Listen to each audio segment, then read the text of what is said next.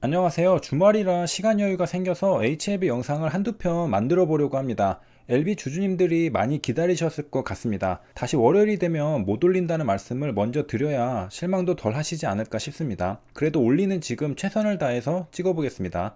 마침 오늘 HLB 뉴스 기사가 여러 가지 나왔고 주가도 간만에 좋은 모습을 보여주었습니다. HLB 그룹은 컨소시엄을 통해 최근 G트리비엔티를 인수했습니다. 컨소시엄이란 공통의 목적을 위한 조합을 말합니다. HLB 그룹이 만든 컨소시엄은 G트리비엔티 인수라는 공통의 목적을 가지고 있죠. 컨소시엄은 라틴어로 동반자 관계, 협력, 동지를 의미합니다. 특히 증권업계에서 컨소시엄은 인수자가 단독으로 인수하기에는 기업의 사이즈가 커서 혼자서 인수하기 어려울 때 다수의 인수자들이 모여서 창설하는 인수조합을 컨소시엄이라고 말합니다. 한마디로 혼자 인수하기에는 유가증권의 발행액이 지나치게 커서 부담이 된다는 것이죠. 그래서 뜻이 맞는 인수자들이 모여서 집단을 형성한 뒤 기업을 인수하는 것입니다. 컨소시엄의 구성 방법은 주사업자를 주축으로 크고 작은 업체들이 참여하는 것이 일반적입니다. 인수를 주도하는 인수자가 있고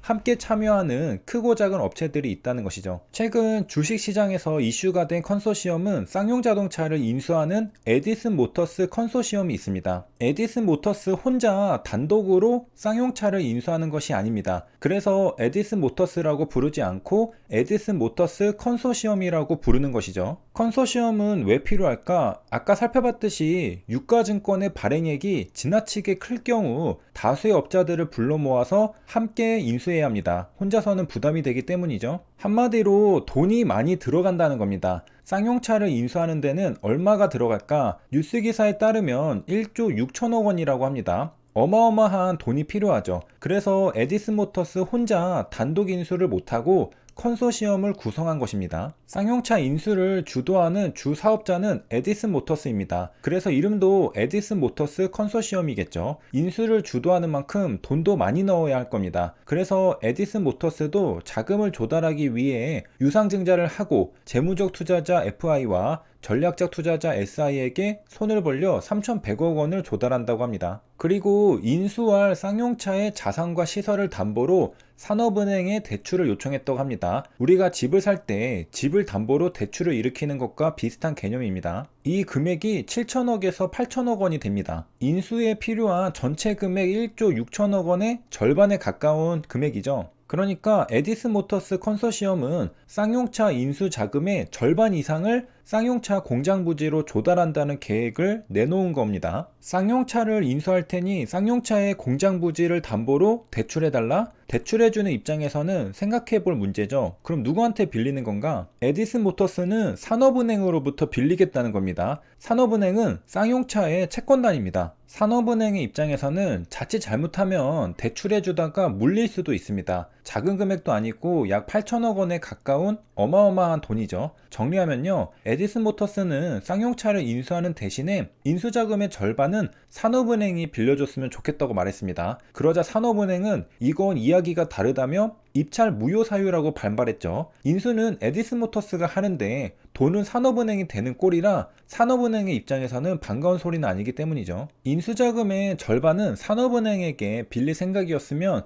애초에 인수합병 양해각서를 맺을 때 밝혔어야 했는데 에디슨 모터스는 우선협상자로 선정되고 나서 계획을 밝혔죠. 그러니까 산업은행은 이러한 사실은 우선협상 대상자 선정 무효 사유가 될 수 있다고 의견서를 서울회생법원에 제출했습니다. 에디슨 모터스는 이어서 쌍용차 공장 부지를 준주거지역으로 변경하는 내용을 M&A 본계약에 포함해달라고 법원에 요청했습니다. 토지의 용도를 준주거지역으로 바꾸면 공장을 다른 곳으로 옮기고 그 자리에 아파트 등을 건설할 수 있습니다. 그러면 개발 이익을 기대할 수 있기 때문에 땅값이 상승할 수 있습니다. 에디슨 모터스는 쌍용차의 공장 부지를 활용해서 어떻게든 인수 비용을 만들어 보려는 생각으로 보이죠. 쌍용차는 1조 원 이상의 부채를 안고 있다고 합니다. 요약 연결 재무 정보를 보면 부채 총계가 1조 9천억 원이라는 걸 알 수 있습니다. 거의 2조 원에 가깝죠. 요약 연결 재무 정보를 봐도 부채 총계는 마찬가지로 1조 9천억 원입니다. 장기 차입금 내역을 보면 한국산업은행이 등장합니다. 시설자금 명목으로 빌렸는데 각각 700억 원과 1000억 원입니다. 쌍용차는 한국산업은행으로부터 총 1700억 원을 장기 차입금으로 빌린 상태입니다. 쌍용차의 작년 2020년도 매출액은 2조 9천억 원이고 재작년 2019년도 매출액은 3조 6천억 원입니다. 그런데 에디슨모터스의 매출액은 지난해 897억 원이었다고 합니다. 쌍용차 매출액의 30분의 1이죠. 매출액이 30분의 1인 에디슨모터스가 쌍용차를 인수해보려고 고군분투하고 있는 겁니다. 그 과정에서 컨소시엄을 꾸렸고 인수를 추진하고 있습니다. 그리고 에디슨모터스의 자회사가 에디슨 EV입니다. 최근에 급등한 기업이죠. 에디슨 EV도 유상증자를 해서 자금을 조달할 계획이라고 하네요. 기사에서는 자회사로 소개했지만 정확하게 에디슨 EV의 최대 주주는 에너지솔루션즈입니다. 그리고 에너지솔루션즈의 최대 주주가 강영건 대표이사인데요. 바로 강영건 대표이사가 에디슨모터스의 대표이사이자 회장입니다. 그러니까 강영건 회장은 에디슨모터스를 보유하면서 동시에 에디슨 EV를 보유하고 있습니다. 그래서 기업 이름도 둘 다 똑같은 에디슨이 붙어서 같은 그룹이라는 걸 알려주고 있죠. 뉴스 기사에서도 강영건 에디슨모터스 대표의 인터뷰를 접할 수 있습니다. 강영건 에디슨모터스 대표이사는 물론 에디슨 EV의 대표이사이기도 합니다. 여러 기업을 거느리고 있죠. 그리고 이번에 큰 꿈을 안고 쌍용차를 인수해보려고 하는 것입니다. 그리고 인수합병에 일가견이 있는 또 하나의 인물은 HAB 그룹을 이끌고 있는 진양고 회장입니다. 쌍용차를 인수하는 에디슨모터스도 컨소시엄을 꾸렸고 바이오 기업을 인수하는 HAB 그룹도 컨소시엄을 꾸렸습니다. M&A 이슈를 접하다 보면 이렇듯 컨소시엄이라는 단어를 자주 접하게 됩니다. M&A에 대한 많은 사례를 공부하고 알고 있으면 어떻게 진행되고 기업이 잘 되어갈지 보는 안목이 생길 수 있습니다. 그래서 오늘 공부한 컨소시엄 연합체를 정리해 보겠습니다.